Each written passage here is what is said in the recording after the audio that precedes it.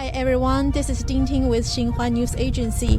I am now on the vessel of Maritime Affairs from Shanghai. Just a few minutes ago, the shipwreck named Yangtze River Estuary No. 2 has been successfully salvaged after its accident 150 years ago.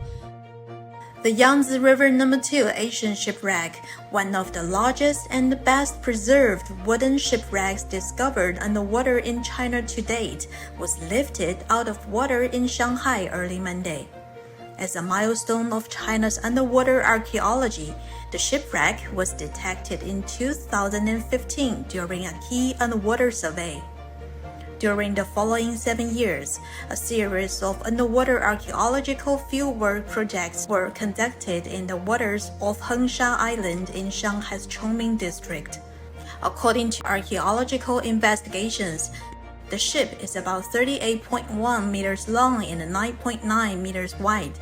It has 31 cabins and is loaded with exquisite cultural relics. According to local authorities, the shipwreck will soon be transferred to a dock near the Huangpu River for further preservation and archaeological research.